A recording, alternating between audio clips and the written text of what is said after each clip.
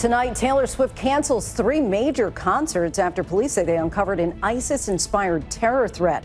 The race for the White House kicks into high gear. Harris-Walz hit the campaign trail while Trump and Vance go on offense. And Tropical Storm Debby is about to make landfall now for a second time. First, organizers of Taylor Swift's Vienna concerts this week abruptly called them off after authorities said they uncovered a terrorist plot.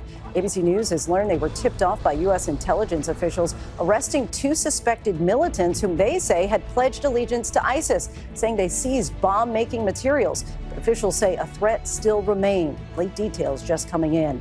The race for the White House in full swing. Vice President Harris and running mate Tim Walz hit the ground running, kicking off their battleground state tour, while former President Trump and J.D. Vance go on the attack. Vance crossing paths on the trail in Wisconsin with Air Force 2, suggesting Walz, who served in the Army National Guard for 24 years, is guilty of stolen valor. Democrats pushing back. And what President Biden just said about his concerns if Trump loses. Selena Wang from the campaign trail and Rachel Scott standing by. Debby isn't finished yet, picking up strength in the warm waters of the Atlantic before making landfall again, this time in South Carolina. Parts of the region prepare for another 10 inches of rain, doubling what's already fallen. And the Northeast is next. Residents are bracing for major flooding after a separate system wreaked havoc in the region and caused massive flight delays. Ginger Z and Victor Oquendo report from the storm zone. Ukraine launches a major attack inside Russia, the first large-scale ground assault since the start of the war, attacking Russian forces on their own territory. Vladimir Putin holds emergency meetings, calling Ukraine's actions a large-scale provocation. James Longman with late reporting. NASA weighs its options to return the Starliner crew to Earth, considering using SpaceX to bring the astronauts home and possibly extending their stay in space into next year. And America strong. The community is coming together and answering the call ahead of Tropical Storm Debby, finding foster homes for hundreds of shelter animals in desperate need. Tonight, celebrating all those empty cages. From ABC News World Headquarters in New York, this is World News Tonight with David Muir. Good evening, everyone. Thanks so much for joining us on this Wednesday. I'm Lindsay Davis in for David. We begin tonight with breaking news. Authorities thwart an alleged terror plot targeting Taylor Swift's European tour, her Eras tour, which is the highest grossing concert in history. Authorities say 2 suspects have been arrested, accused of planning to attack one of her 3 shows in Vienna with tens of thousands of fans in attendance. The concert promoter says the shows were canceled after Austrian officials confirmed the plot. The suspects allegedly radicalized online, at least one of them a teenager who pledged allegiance to the Islamic State. U.S. intelligence alerted Austrians and European law enforcement about the plot. ABC's Maggie Rulli leads us off. Welcome to the Eras Tour. Tonight, Taylor Swift scrapping all 3 nights of her Eras tour starting tomorrow in Vienna after Austrian police say they thwarted an ISIS-inspired terror plot targeting her concerts. Swift's team saying in a statement, with confirmation from government officials of a planned terrorist attack at Harris-Walz Stadium, we have no choice but to cancel the 3 scheduled shows for everyone's safety. The decision coming just hours after officials announced the arrest of 2 suspects they say made detailed plans for an attack after being radicalized online. One of the men, a 19-year-old, allegedly pledged allegiance to the Islamic State about a month ago. Authorities say the bomb squad removed chemicals from his home an hour south of Vienna that they are now testing for possible explosives. The popular Eras tour drawing record crowds of young fans. Many Americans have been flying to Europe to see Taylor Swift. We hereby conduct. Tonight, fans with tickets to the Vienna show sharing their disappointment on TikTok. The women in my family have been planning this trip for over a year. And we've spent thousands of dollars to come here and taking time off of work. Swift's sold-out Eras Tour concerts in Vienna were expected to draw 65,000 Swifties each night inside the Harris-Walz Stadium and another 15,000 fans outside. This was the scene just days ago in Munich, where 40,000 fans who couldn't get tickets piled onto these hills next to the stadium just to catch a glimpse. ISIS has claimed responsibility for attacking concerts before. In Moscow just last March, gunmen killing 60 people. Oh my God. A suicide bomber killed 22 people at an Ariana Grande concert in the UK in 2017. And in Paris, attacks across the city left 130 people dead in 2015. ISIS is still out there. They are still active. They are still online. They are still recruiting. After the arrests, Vienna police were ready to move forward with the show, saying the concrete danger has been minimized, but they acknowledged an abstract threat remained. Tonight, Taylor's Swift team not taking any chances. And Lindsay, Taylor has announced that all of those disappointed fans will be getting a full refund. Tonight, Lindsay, we're also learning from sources that it was a U.S. intelligence that found that at least one of those suspects had pledged their allegiance to ISIS-K in early July on the messaging app Telegram. They then passed that information on to the Austrians and Europol. Lindsay? Perhaps tragedy averted. Maggie, thank you. We move on now to the race for the White House. The newly formed Democratic ticket, Vice President Kamala Harris and Governor Tim Walz barnstorming the upper Midwest in this their first full day of campaigning together. One day after debuting the ticket in Philadelphia, Vice President Harris and Governor Walz spoke to crowds in Eau Claire, Wisconsin, and just outside Detroit. Republican vice presidential candidate J.D. Vance is shadowing their moves. Vance, also in Eau Claire, tried to cross paths with Harris and Walz on the tarmac. The Democratic running mates continue their blitz through the battlegrounds in the coming days, with Vance not far behind. ABC's Selena Wang checks in from Michigan. Tonight, the race for the White House in full swing, with both campaigns battling to win the Midwest. Air Force Two and J.D. Vance's campaign plane meeting on the tarmac. I just wanted to check out my future plane. Holding dueling rallies in Eau Claire, Wisconsin. How great it is to be here in Eau Claire, Wisconsin. Vice President Kamala Harris and her new running mate, Minnesota Governor Tim Walz, on the trail for their first full day of campaigning, drawing another huge crowd. So in the next 90 days, we need you to use your power. We need you to knock on doors. We need you to register folks to vote. We need you to energize and organize and mobilize and make your voices heard. The campaign saying they've reached $36 million in the 24 hours since Walz has been on the ticket. A new poll out today shows Harris and Donald Trump effectively tied among likely Wisconsin voters. Harris hoping Walz from bordering Minnesota will help them take the state. New rivals, Vance and Walz, both veterans. Vance, who deployed to Iraq in the Marines and did not see any active fighting, going after Walz's military background, accusing him of leaving his unit before it deployed to Iraq and lying about his service, seizing on this moment. And we can make sure that those weapons of war that I carried in war is the only place where those weapons are at. He has not spent a day in a combat zone. What bothers me about Tim Walz is the stolen valor garbage. Do not pretend to be something that you're not. Walz served in the Army National Guard for 24 years and has never claimed to have seen active combat, despite those comments that he carried a gun in war. He retired honorably in 2005 to run for Congress as the crisis in Iraq was growing. The Harris campaign saying in a statement, the governor carried, fired, and trained others to use weapons of war innumerable times. Governor Walz would never insult or undermine any American service to this country. In fact, he thanked Senator Vance for putting his life on the line for our country. It's the American way. Walz hitting right back. Donald Trump, he sees the world differently than we see it. He has no understanding of service because he's too busy servicing himself. Again and again and again. Again and again and again. This guy weakens our country to strengthen his own hand.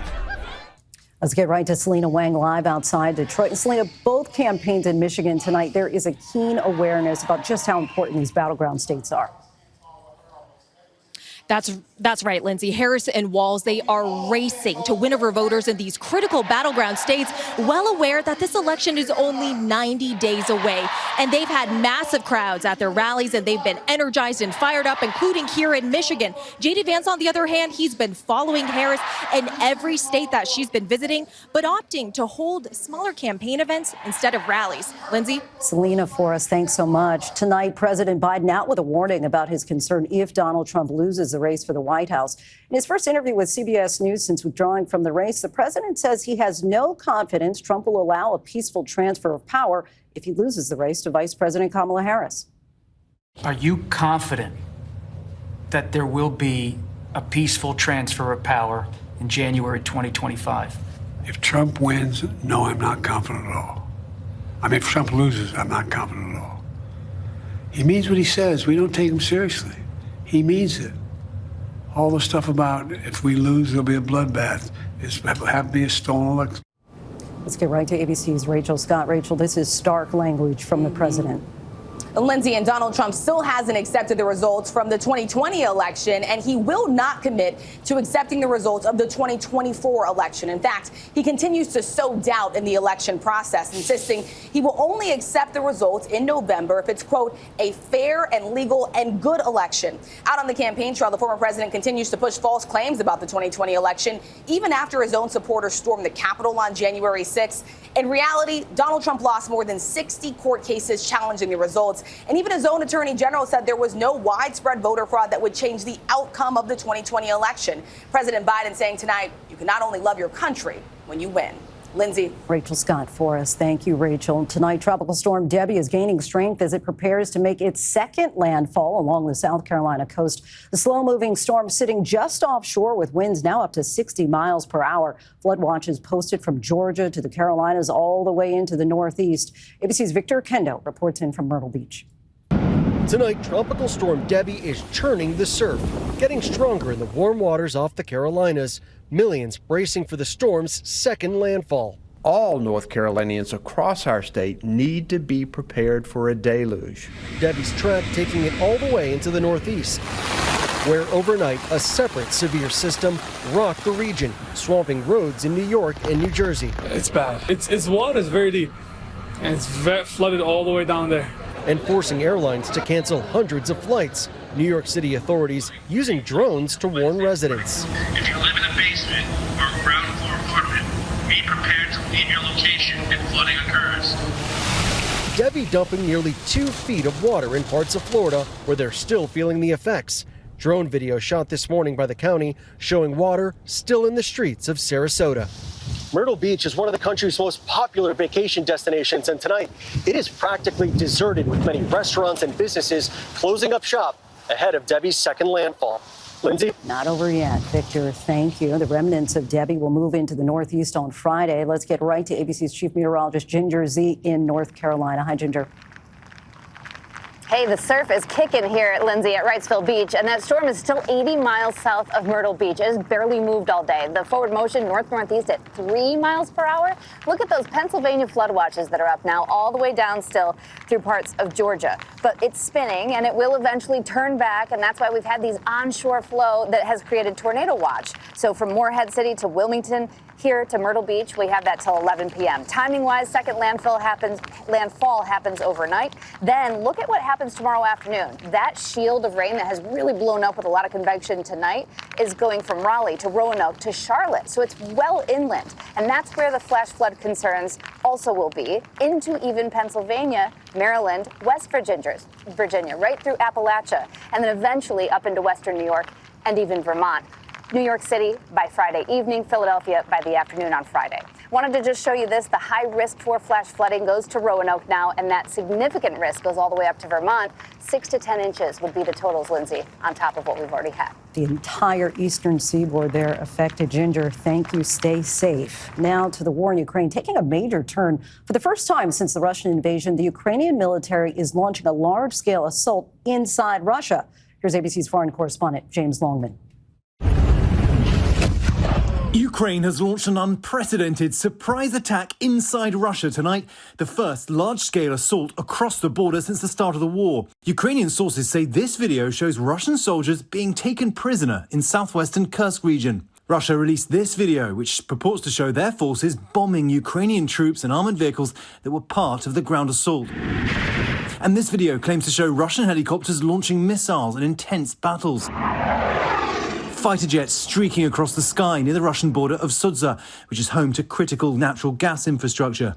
Ukrainian troops have seized several villages, and they've advanced nearly 10 miles into Russian territory. That's according to pro-Kremlin military bloggers. The Ukrainians haven't commented on this operation, but overnight their troops are also storming the Russian-occupied Kherson region in southern Ukraine. President Vladimir Putin has convened an urgent security meeting. And he's called Ukraine's incursion a large-scale provocation and vowed to crush the assault.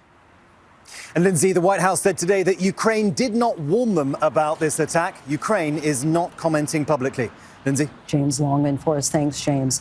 Now to a new setback for Boeing's Starliner spacecraft and its 2 astronauts forced into an extended stay on board the International Space Station. NASA says the astronauts' 8-day mission may now keep them in orbit until next year. Here's ABC's Mireya Villarreal. A shocking new setback in Boeing's Starliner saga. Tonight, NASA says astronauts Butch, Wilmore and Suni Williams may now have to wait until February before returning to Earth, and possibly with Elon Musk's company, SpaceX. Officials breaking the news on a teleconference today. We know that at some point we need to bring Butch and Suni home. The 2 launching into orbit back in June on Starliner's first ever crew mission. The 8-day mission now stretching into months as NASA works to fix Starliner's thrusters and helium leaks. They're working very hard on the ground to make sure that we will be able to come home before too long. Tonight, NASA says it is still focused on bringing Wilmore and Williams home on Starliner, but the agency acknowledging it is seriously evaluating other options for their return. We do know that SpaceX is heading into space in next month or so, and they can make room for these astronauts. The thing is, Lindsay, they are not returning until early next year. Lindsay? Mireya Villarreal for us. Thank you, Mireya. When we come back, the stunning comeback at the Summer Games in Paris, the American runner sprinting to an incredible finish, and the shelter dogs with a new lease on life thanks to an army of volunteers. Next tonight to the Summer Games in Paris and a stunning win on the track. American Quincy Hall mounting quite a comeback during the 400-meter race, sprinting from 4th to 1st place in the last 30 meters. And Noah Lyles advancing to the 200-meter final, finishing 2nd in his semifinal heat today. When we come back, a 6-foot shark grabs the attention of beachgoers on the Jersey Shore. To the index now, a shark sighting got the attention of beachgoers on the Jersey Shore. A 6-foot-long shark was spotted close to the beach at Cape May. Lifeguards quickly cleared the water. Fortunately, no one was hurt. Scientists have recently seen several basking sharks further away from the shore in that area. When we come back, the communities to the rescue, the shelter dogs saved, and just in time. Finally tonight, America strong. With Tropical Storm Debby bearing down, volunteers are jumping in to save hundreds of animals in need. Tonight, the remarkable sight, animal shelters empty. Workers there all cheering. Hundreds of dogs and cats have been saved, and just in time. As Tropical Storm Debby barrels down, animal shelters are asking their communities to help temporarily foster dogs and cats in need. And so many are answering the call to help. In Summerville, South Carolina, north of Charleston at Dorchester Paws. Just take a look at this, the long line of cars all waiting to foster. Yeah, we're gonna have so much fun. Family after family picking them up. 347 animals fostered in all. Munster is now home with the Brown family. Ozzy running in his new backyard. Becca Jo Zimmerman home with Augie. The affection and gratitude that these animals show you is unmatched. Erica D'Alberto home with her foster dog too. His name, Inspector Drool. It really is a small act that makes a big difference. He has a lot of love to give. April Howard, the shelter's executive director, is grateful. We could not be more thankful and more proud of our community. And just 30 minutes away in Moncks Corner, South Carolina at Berkeley Animal Center, look at all the empty cages and vacant crates. 137 animals there now in foster homes. 1-year-old Tessa with the Broad family. 4-month-old cats Sam and Mo now with the Stanleys. And the Johnson family with 3-year-old Bellamy. Heather and Desi say they were in shock. It was amazing. We could not believe the amount of people that came in there. And tonight, that shelter with a simple message to their community. Thank you! And thank you for watching. I'm Lindsay Davis for David and all of us. Good night. Thank you for making World News Tonight with David Muir, America's most watched newscast.